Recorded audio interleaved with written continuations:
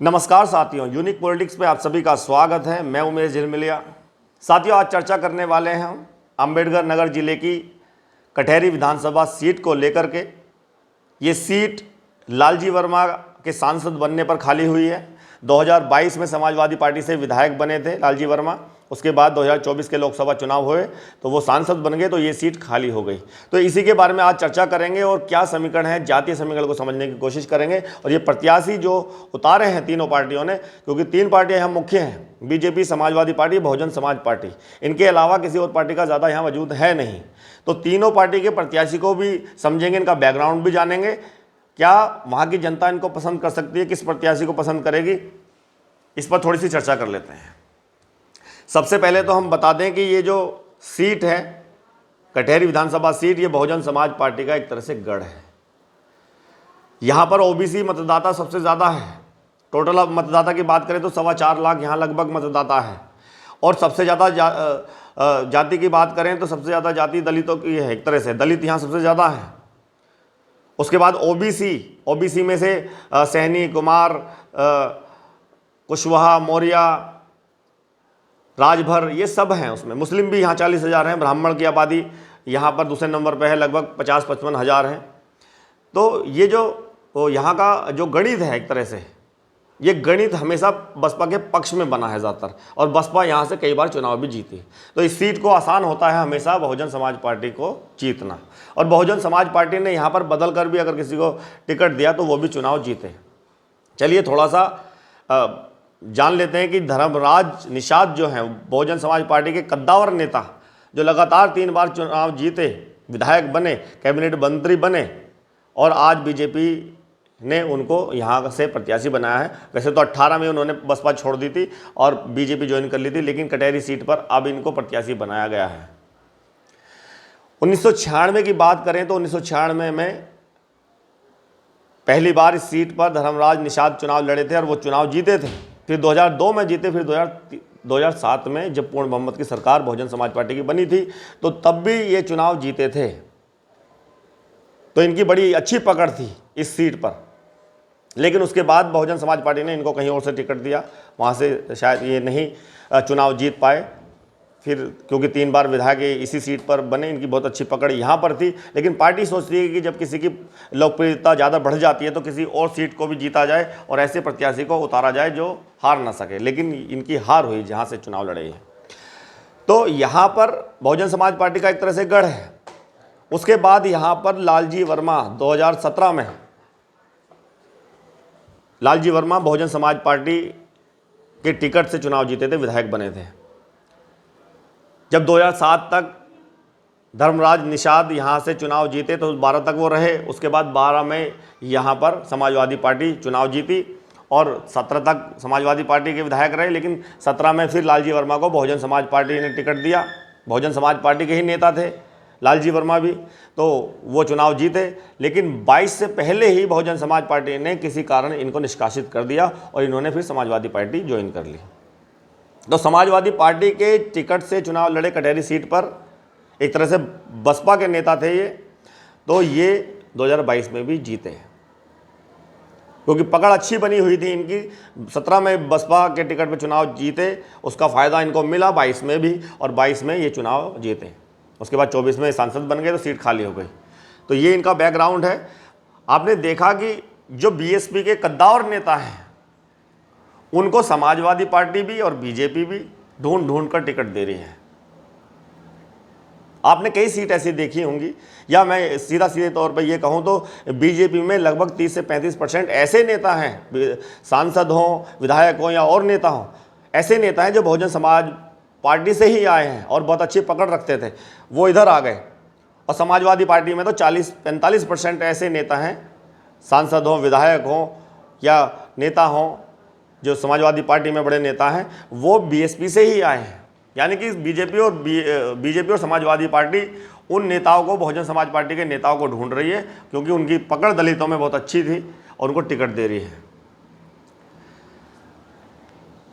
तो बीजेपी की तरफ से यहाँ पर जो प्रत्याशी हैं तो धर्मराज निषाद हैं अब मैदान में, और समाजवादी पार्टी की तरफ से लालजी वर्मा की पत्नी शोभावती है, और बीएसपी की तरफ से यहाँ पर जो प्रत्याशी हैं वो अमित वर्मा हैं, उन्हें जितेंद्र भैया भी कहते हैं। तो अमित वर्मा को बीएसपी की तरफ से टिकट दिया गया है। यहाँ पे अमित वर्मा के बारे में थोड़ी सी बात करें तो अमित वर्मा बीएसपी के नेता नहीं, कांग्रेस के नेता हैं। कांग्रेस से चुनाव 12 में भी इस सीट पर लड़े थे, हार गए थे चुनाव वो, और जिला अध्यक्ष थे कांग्रेस से। कांग्रेस को रिज़ाइन दे करके वो बसपा ज्वाइन उन्होंने की और तो उनको टिकट मिला है। तो ये स्थिति तीनों प्रत्याशियों की है, जो एक बीएसपी से हैं जितेंद्र या अमित वर्मा, और बीजेपी से धर्मराज हैं, समाजवादी पार्टी से शोभावती हैं, जो लालजी वर्मा जो सांसद हैं उनकी पत्नी हैं। ये तो हो गए 3 प्रत्याशी। अब क्या लगता है कि जो धर्मराज निषाद हैं, क्या वहाँ की जनता उनको पसंद करेगी? 3 बार पहले विधायक वो बने, उनकी पकड़ अच्छी है, या नेता अच्छे हैं, वो कद्दावर नेता बहुजन समाज पार्टी के, लेकिन चुनाव तो बीजेपी से लड़ रहे हैं और बीजेपी तो लगातार यहाँ से हार रही है। भाई बीजेपी तो लगातार यहाँ से हार रही, जीत ही नहीं रही। तो बीजेपी का जीतना यहाँ आसान नहीं होगा अभी भी। और धर्मराज निषाद की जो पकड़ पहले थी वो पकड़ अब नहीं हो सकती। अब वो नेता नहीं हो सकते जो पहले उनकी पकड़ होती थी। एक वक्त होता है हर नेता का, तो वो वक्त नहीं है अब धर्मराज निषाद का, उनका वो वक्त नहीं है जो पहले था। तो इतने मजबूत नहीं दिखेंगे इस बार वो इस सीट पर, कटहरी सीट पर। ये तो हो गए धर्मराज।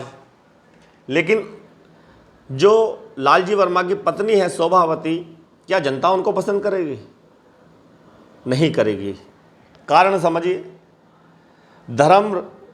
लालजी वर्मा जो सांसद बन के समाजवादी पार्टी से, पहले वो विधायक थे। अब विधायक के बाद, सांसद बनने के बाद उनकी पत्नी को ही टिकट मिल गया। पार्टी के लोग ही खिलाफ हो जाते हैं ज़्यादातर, आपने देखा भी, माहौल बन जाता है, जनता भी खिलाफ हो जाती है कि भाई एक ही टिकट से, एक ही परिवार से सांसद बन रहा है, एक ही परिवार से विधायक बन रहा है, उन्हीं को टिकट मिल रहा है और पार्टी में कोई है नहीं। तो जनता भी खिलाफ होती है थोड़ी सी, और पार्टी के कुछ लोग भी खिलाफ हो जाते हैं। परिवारवाद का जो आरोप समाजवादी पार्टी पे लगता आया है, तो एक तरह से यहाँ पर भी लगेगा। तो जनता भी थोड़ी खिलाफ हो सकती है, और इनके आपस में जो नेता हैं शायद वो भी खिलाफ हो सकते हैं। इसका उदाहरण मैं, जो चुनाव हुआ था मेयर का, मेरठ की अगर हम बात करें, अतुल प्रधान विधायक हैं सदना विधानसभा से, उनकी पत्नी को ही वो मिल गया टिकट मेयर का। तो अंदरूनी कलेश होता है, एक तरह से अंदरूनी झगड़े होते हैं। अच्छा, इनकी पत्नी को ही टिकट मिल गया और किसी को नहीं मिला, और है ना, और नेता ही नहीं है। इस तरह की जो सोच है, तो पार्टी के कुछ लोग खिलाफ ही हो जाते हैं, और यहाँ पर उनकी हार हुई थी। जो अतुल प्रधान है, उनकी वाइफ जो है वो यहाँ से हारी, मेरठ के मेयर के चुनाव में हारी, और यहाँ पर दूसरे नंबर पे जो रहे थे वो असदुद्दीन ओवैसी की पार्टी 1,28,000 वोटें ले गई थी, वो सेकंड नंबर पर रही, और फर्स्ट नंबर पर बीजेपी के मेयर बने थे। तो ये मैंने उदाहरण मेरठ का दिया, तो मैं इसलिए उदाहरण दे रहा हूँ कि अब लालजी वर्मा की पत्नी अगर मैदान में है शोभावती, तो जनता और ये पार्टी के लोग खिलाफ हो सकते हैं, तो इसीलिए उनका भी माहौल नहीं रहेगा। लेकिन यहाँ पर बसपा का तो गढ़ ही है, तो बसपा के लिए यहाँ पर एक तरह से बहुत अच्छा मौका है। मेहनत बसपा यहाँ करेगी तो बसपा के पक्ष में जनता यहाँ की जा सकती है। और यहाँ पर इनकी भी पकड़ अच्छी है, क्योंकि चुनाव लड़े हैं ये अमित वर्मा, कांग्रेस से लड़े हैं, तो अब बसपा से लड़ रहे हैं, लेकिन इनकी भी पकड़ है। नहीं देखा, जनता नए चेहरे को भी देखना चाहती है। लालजी वर्मा को भी देख लिया, धर्मराज निषाद को भी देख लिया, लेकिन नए चेहरे को हमेशा देखना चाहती है, क्योंकि नया आदमी कुछ ना कुछ नया काम करता है। तो यहाँ पर अमित वर्मा के लिए अच्छा मौका है। चुनाव प्रचार जो कर रखा है अच्छी बात है, चल रहा है ना, लेकिन और मेहनत करें तो आसानी से जीत सकते हैं और बड़े अंतर से जीत सकते हैं। तो बीएसपी के लिए ये सीट भी हम कह सकते हैं ये जीत सकते हैं, ये बीएसपी जो है ये सीट जीत सकती है, लकी सीट हो सकती है ये भी। तो बहुजन समाज पार्टी को मेहनत करनी है और जो पदाधिकारी हैं वैसे तो 9 की 9 सीटों पर मेहनत कर रहे हैं, इस बार मैदान में भी हैं और मैदान में होने के बाद बहुजन समाज पार्टी के पदाधिकारी अभी कार्यकर्ता भी लगे हुए हैं, मेहनत करने में हैं। अगर बहन जी ने ऐलान किया है चुनाव लड़ने का तो दमदारी से चुनाव लड़ रही हैं। इसमें कोई वो नहीं है कि बहुजन समाज पार्टी कहीं ना कहीं कमज़ोर है, या वो कहते हैं ना कि पदाधिकारी जो हैं वो थोड़ी ढील दिखा रहे हैं, मेहनत नहीं कर रहे, लेकिन ऐसा नहीं है। अब की बार 9 की 9 सीटों पर मजबूती से चुनाव लड़ रहे हैं। हरियाणा में जिस तरह से मेहनत की गई आकाश आनंद जी की तरफ से, वही मेहनत अब इन सीटों पर दिख सकती है और जल्दी प्रचार के लिए वो शायद नवंबर में आने वाले हैं। तो ये सीट, कटहरी सीट, बीएसपी के प्रत्याशी जीत सकते हैं। आगे और सीटों के बारे में चर्चा करेंगे।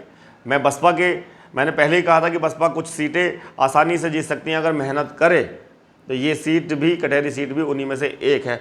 9 की 9 सीटों पर करेंगे और ऐसा नहीं कि जो बसपा सीट जीत रही है मैं उन्हीं के बारे में बताऊंगा। अगर कहीं बीजेपी या समाजवादी पार्टी जीत रही होगी तो उनके बारे में भी मैं सीधे कहूँगा कि यहाँ पर माहौल इनके पक्ष में बन रहा है।